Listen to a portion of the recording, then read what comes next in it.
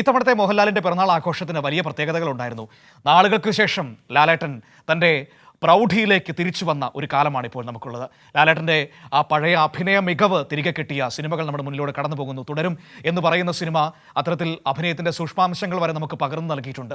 വലിയ 2 ഇൻഡസ്ട്രി ഹിറ്റുകൾ ഇല്ലേ? ഒരു സിനിമ ലോകമെമ്പാടുമായി 325 കോടിയുടെ ബിസിനസ് നേടിയെടുക്കുന്നു. മറു സിനിമ ഇൻഡസ്ട്രി ഹിറ്റായിക്കൊണ്ട് കേരളത്തിൽ ഇപ്പോഴും 225 കോടിയിലധികം രൂപ കളക്ഷനുമായി മുന്നേറിക്കൊണ്ടിരിക്കുന്നു. അപ്പോൾ അങ്ങനെ ഏറ്റവും ഒരു നല്ല സമയത്താണ് മോഹൻലാലിൻ്റെ പിറന്നാൾ ആഘോഷം ഇന്നലെ കടന്നുപോയത്.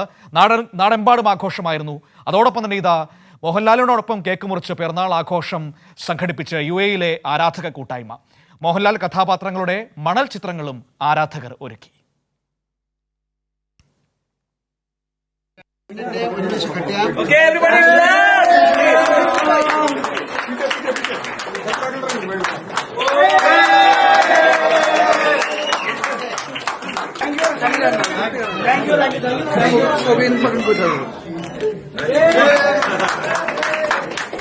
Mohanlal fans cultural welfare association online കമ്മിറ്റിയുടെ നേതൃത്വത്തിലാണ് ദുബായിൽ മോഹൻലാലിന്റെ പിറന്നാൾ ആഘോഷം സംഘടിപ്പിച്ചത്.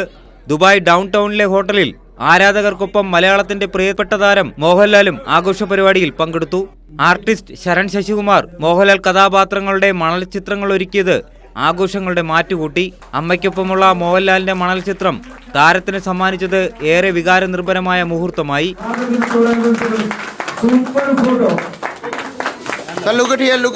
ഫിറ്റ്നസ് ട്രെയിനർ ഡോക്ടർ ജെയ്സൺ തുടങ്ങിയവർ ആഘോഷത്തിൽ പങ്കെടുത്തു. Welfare association online committee secretary Arun, president Vijesh, vice president Sabin Sathyan തുടങ്ങിയവർ നേതൃത്വം നൽകി. Kairali news, Dubai.